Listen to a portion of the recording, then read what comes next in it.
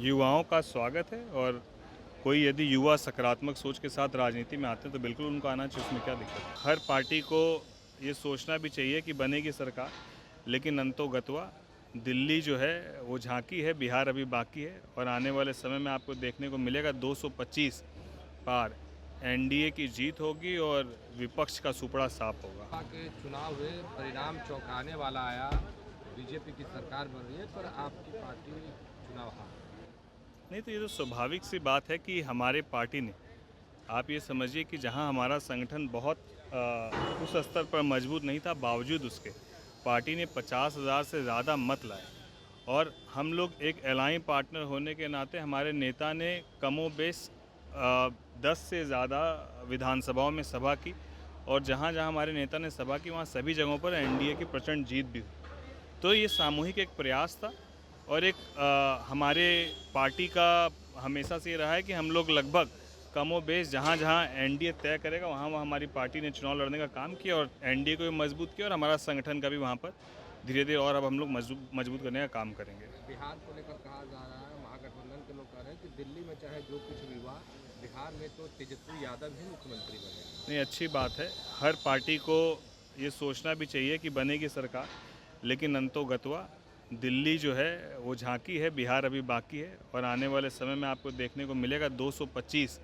पार NDA की जीत होगी और विपक्ष का सुपड़ा साफ होगा। लेकिन विपक्ष के लोग यहाँ राजद के लोग कह रहे हैं कि इनका 27वां चालू हो जाएगा। ठीक है, वो उनकी भाषा, उनकी मर्यादा है। हम लोग पूरे सम्मान के साथ उनका स्वागत करते हैं और हम लोग कहना चाहते हैं कि अब बिहार की जनता इस बात को बेखूबी समझ चुकी है कि उनके कथनी और करनी में कितना अंतर है और दूसरी बात, महागठबंधन कितना एक है ये लोकसभा चुनाव के वक्त भी पता चला, दिल्ली में विधानसभा चुनाव में पता चला और आने वाले समय में जो गठबंधन विपक्ष का है वो गठबंधन रहेगा कि नहीं रहेगा, ये भी आने वाले कुछ समय में आपके सामने स्पष्ट हो जाएगा। नीतीश कुमार के पुत्र निशांत को लेकर कहा जा रहा है कि राजनीतिक एंट्री हो गया और हरनौत विधानसभा क्षेत्र से चुनाव लड़े। युवाओं का स्वागत है और कोई यदि युवा सकारात्मक सोच के साथ राजनीति में आते हैं तो बिल्कुल उनको आना चाहिए, उसमें क्या दिक्कत है। बजट पेश हुआ, उसमें कहा जा रहा है, जो विपक्ष के सांसद है उनका कहना है कि बिहार को कुछ नहीं मिला, फिर से मुंगेरी लाल के हसीन सपने। मुझे तो समझ में नहीं आता है कि यही विपक्ष दिल्ली में खड़ा होकर बोलता है कि पूरा बजट बिहार का था और वही विपक्ष बिहार में आके बोलता है कि बिहार को कुछ नहीं मिला। तो मैं यही बात कहता हूँ, इनके कथनी और करनी में ज़मीन आसमान का अंतर है। अब बिहार को क्या मिलता? पिछले बजट में बिहार को लगभग 70,000 करोड़ की योजनाएं मिली। इस बार भी मखाना बोर्ड बिहार को मिला, निफ्टिम बिहार को मिला।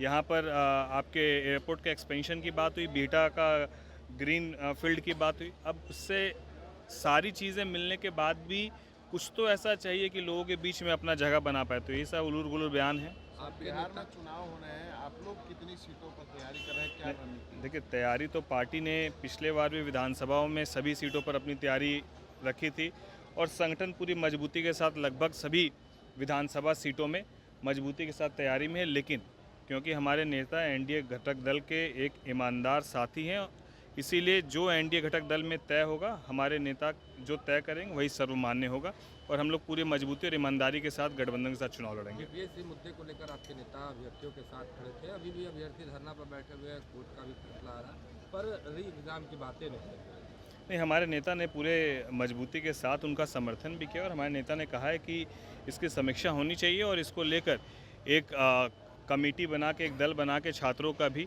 वो मुलाकात करने के लिए उन्होंने उस वक्त भी कहा था। उस पर कुछ बात भी है, उसके बाद आगे क्या हुई हम लोग एक बार उस पर देखते हैं। सर, आप लोग सत्ता पक्ष के साथ हैं, जिस तरह चिराग पासवान जी का बयान आया कि बीपीएससी परीक्षा जो है रद्द होनी चाहिए, लेकिन सरकार के कोई भी अधिकारी इस मामले में कुछ बोलने को तैयार नहीं। देखिए, सत्ता पक्ष में रही या विपक्ष में रहे, आपकी राजनीति जनता तय करती है, तो जनता के मुद्दों को आपको उठाना होगा। इसमें पक्ष और विपक्ष का कोई मुद्दा ही नहीं।